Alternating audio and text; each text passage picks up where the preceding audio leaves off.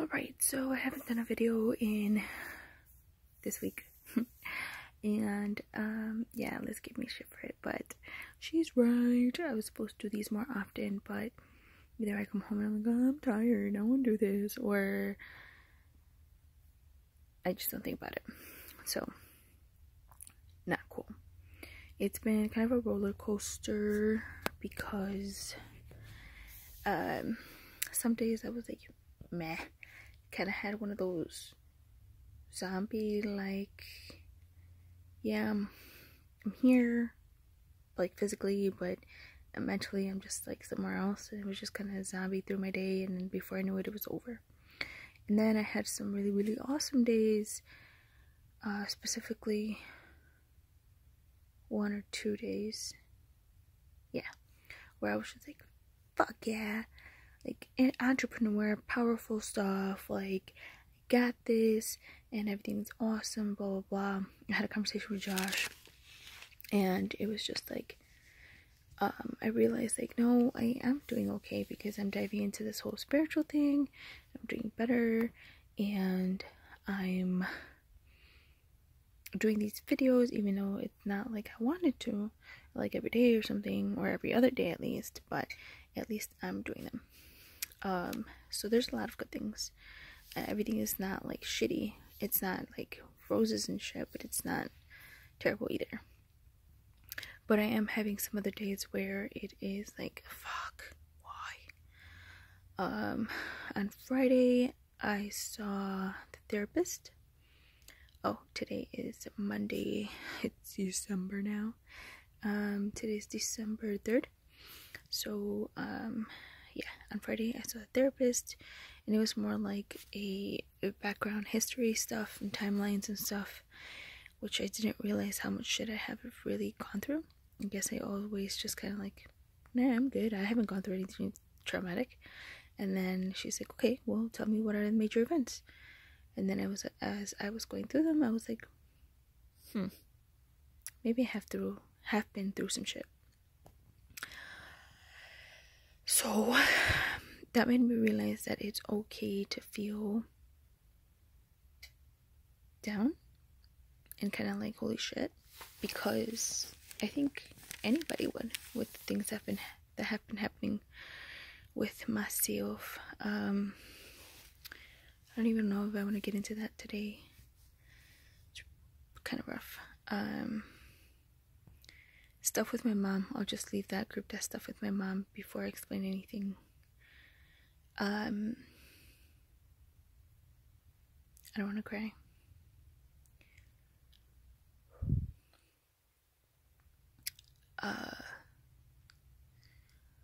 What Edson did, Zach's baby,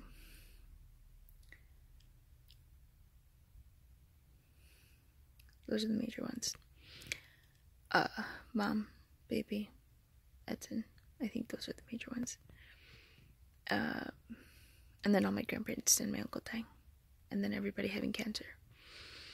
I guess that's major, right? But yeah, so I've gone through all of these things by myself without anybody else knowing, at least not anybody in the family, so they can't understand really what's going on. So nobody in my house really understands, because they don't know, other than the deaths. But yeah, so it's been crazy. Today was one of those, I'm here, but I don't really want to be. And it was kind of like, oh, why am I here? But it wasn't like, I'm gonna die, why am I here?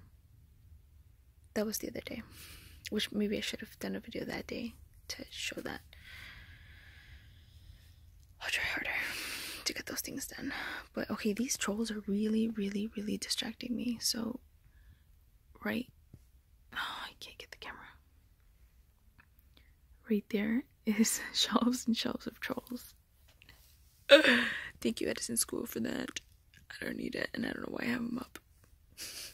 Those have been there for years, and I have no idea why. I don't like them. Nobody in the house likes them. I don't fucking know. Anywho, yeah, it's been crazy. Then I realized some shit about me and Josh. I really like him, I think. And I want to... Part of me really, really, really wants to make it work. And another part of me is like,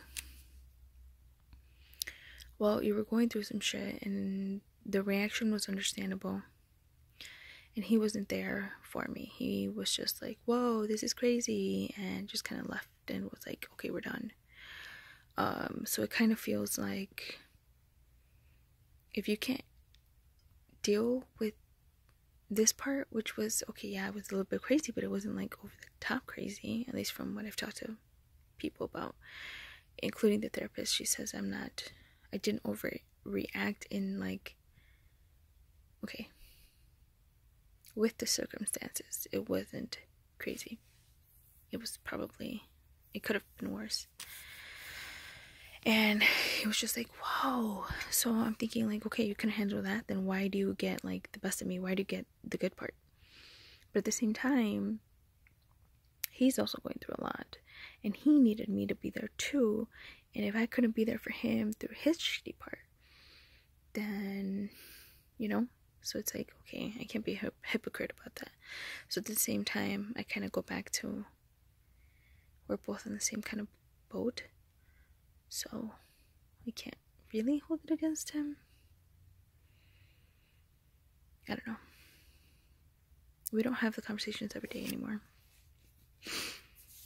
I feel weird. I don't talk to anybody every day. Anybody. Except people that I see every day, because I see them and they're present. But to text, I don't text anybody every day. So it's weird. I don't know how to adjust to that. And I don't know that I want to do an everyday thing. I want to be able to have something to talk about, because not all my days are exciting, not all my days are fun. But especially today, like days like today, where work was especially hard, I guess we could call it. It was really stressful because a lady is trying to get onto the transplant list. She needs a liver and a kidney. So 2 organs, and they have to match, and she has to make sure that she's taking all her medications, and it's a whole freaking process. I think it's crazy what transplant people need to go through. So kudos for you guys that have gone through that and survived it and all this stuff. Like, one appointment was 4 freaking hours, because all these doctors have to come in and all of them have to do their own evaluation, and all of them are asking the same fucking questions. Like, it's insane. Like, I was tired for them, and I just have to go. Well, like, I was just there once. They have to go every time. That's fucking crazy.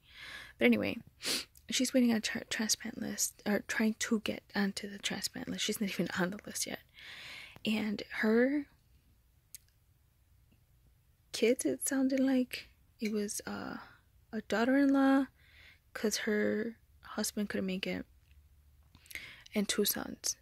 And they're all fighting in front of her and making her feel like, oh, see, because of you, now we have to come to all these appointments, and blah, blah, blah, blah, blah. And now they're trying to make sure that you're not by yourself, and blah, blah, blah, and we're working, and we don't need you to be calling them and telling them the truth about all these things. And they're trying to get her to lie.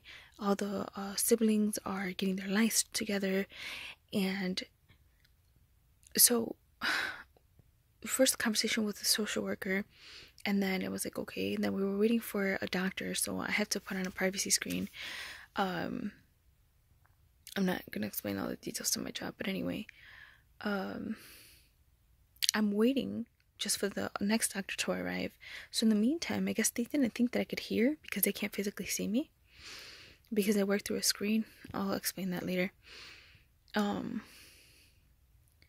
So, okay, maybe I should explain it now. Okay, so I work as a medical interpreter, and I work in front of, I have a computer, and it has a camera, and I have a headset.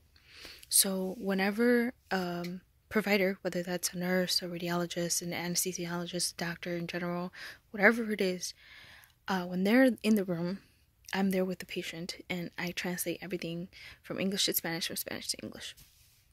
So whenever one of them is not present, I put up a privacy screen where I can see them, but they can't see me, and I can hear everything that they say, but they can't hear me.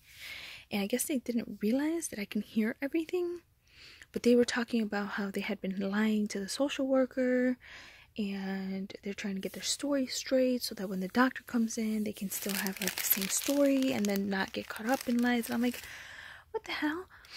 So I wanted to say something because morally, it's not right, but at the same time, legally, HIPAA laws. So I was so confused. I felt so wrong for not saying anything. So then I called the manager and I was like, hey, this is the situation. What do I do? And he said, I know how you feel and I know it's hard, but you can't say anything because of the ramifications, the legal ramifications. And I was like, but this lady's going to fucking die because the kids don't want to take her to appointments. They're lying about whether she's alone or not, because the whole point was the transplant patient cannot be by themselves because they're loopy. They're not all the way there. They forget to take their meds, stuff like that. And then after the transplant, it's even crazier because then they cannot miss a single dose, or they can literally die of the smallest of infections. Like, it's so crazy. And they have to take all these medications so that their body doesn't reject the new organ. Like, there's so many things to it. And there's so many more appointments. And all her kids are all like, oh my god, I can't believe we have to come to all of these appointments. Just call me when the organ is here. Like, what? No, you have to prepare the body. You have to take the medications. You have to take the antibiotics. Make sure that your body's not going to reject it. Like, there's a lot of things that go to it. And they're just like, this is such a waste of time. Why are you even here? And then they're yelling at the mom for telling the nurses the truth about certain things. And they're all like trying to hide shit. Anyway, it was so frustrating. It was mentally draining. It was a super, super long call. And I was just so tired of it. And I wanted to speak up, but I couldn't. And it was just frustrating. And then I hang up from that call. I take a little break and I come back to another call. And it's a cancer patient. Like, god damn it. And it was just like bad call after bad call. And then my very last call, it was a guy that just came from Guatemala. And it's just him and his son. His wife isn't there. She's in Guatemala. And he doesn't know how the medical system works in the United States. So he's trying to figure it out. He doesn't know even where to pick up medications. The kid has an ear infection. And crying and fussy and everything. And it's a fucking mess. It's a frustrating day. So, I was just happy to come home and see my gifts. I'll show you my gifts. It's the bottles from Cooper's Hawk. I love Cooper's Hawk. It's my favorite winery. So I got passion fruit. And then it's some German word. I can't freaking pronounce that shit. But it tastes delicious. That's the bottle of the month. And then we have Romance Red. It's my favorite red one. And then we have Winter White, which is interesting because this one you heat up before you drink. And then I bought an infuser. So these are all gifts like for me to me. Because I'm gay like that. So that's an infuser with essential oils. This is probably the bracelet with the essential oils. And then this, I think, are the gummies, but I'm not sure. I'll explain what the gummies are later. I hope that's what that is. And if not, I hope it's something good. But yeah. So, hard days like today. I went to La Michoacana. For those of you that don't know what that is, it is a snack shop for Mexican snacks, like the fruit cups and the elotes and tortas and Mexican ice cream and Mexican paletas. the nieve, the ice cream paletas, all kinds of stuff, and it's fantastic. So I bought myself a yogurt with fruit. It was delicious. I didn't eat it all, I just tasted it because I want it for tomorrow. But my brother had a mangoyada, so I ate some of that. And then we got like some chips with cheese. It was great. And we shared those. So, and then I had to remind myself that even though, yeah, these patients' situations are really shitty, it's their situations, it's not mine. It's stressful to not know whether I should speak up or not. I asked my manager though. Manager gave me an answer. I can't go around that. There's nothing I can do about that. So it is what it is. It sucks. But I can't do anything about it. I didn't give her organ failure. I didn't give that other guy cancer. I'm not a doctor. I have no way of fixing them. All I can do is translate and make sure that they understand what is being said.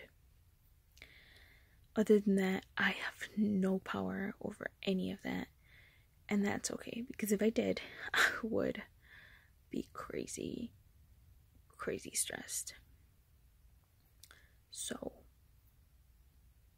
that's kind of what's helping me today. We'll see how I feel tomorrow. I also ate quite a bit of gummies. So I've been using CBD gummies to help me out with like the anxiety. So far it has been helping from what I've noticed, but I also noticed that my tolerance is quickly going up.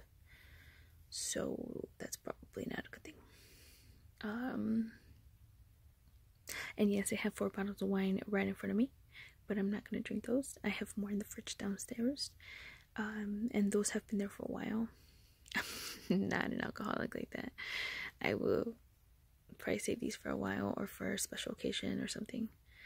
But I don't drink them just like that. So in case you're wondering. Now I'll be having therapy sessions every Friday to see kind of like what's going on. I also noticed that I do snap on people for no reason, even though I'm doing good.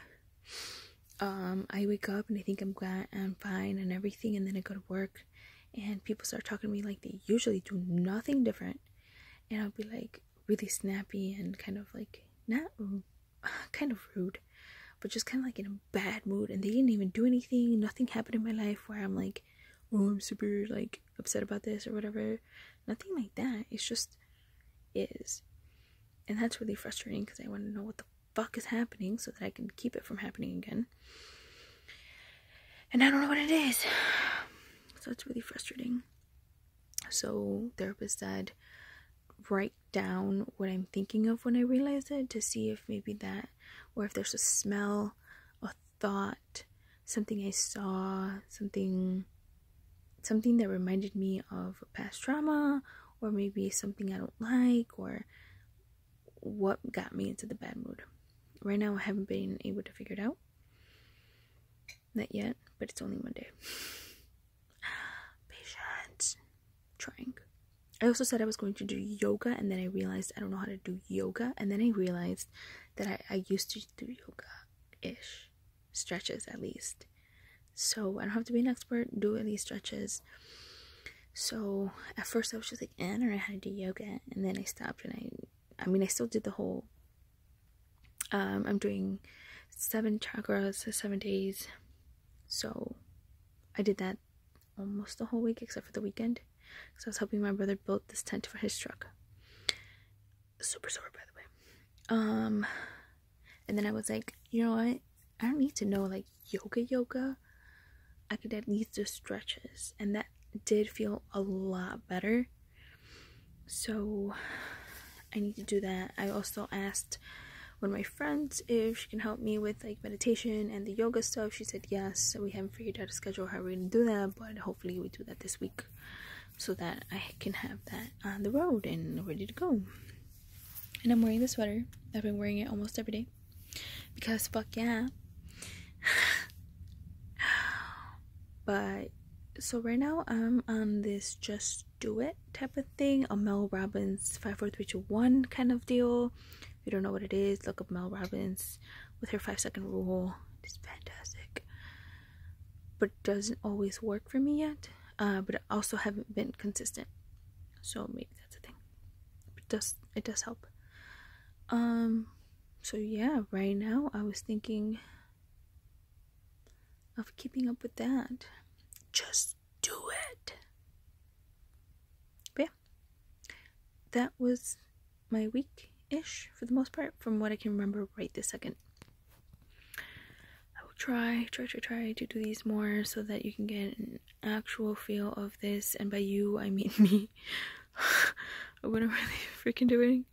I don't even know. What am I doing? That was ugly. But yeah, I need to figure this shit out. And if I don't do these, I don't know what's going on. And I don't even look at these again. Because I don't want to yet until, whoa, lipstick is everywhere. Anyway, I'm gonna do a review later because I want to keep these raw right now. Because if I start watching them now, then I'm gonna start criticizing myself, and I want to stop myself from doing that. So let me just keep on keeping on. Alright, well then I think that's it for today. Peace.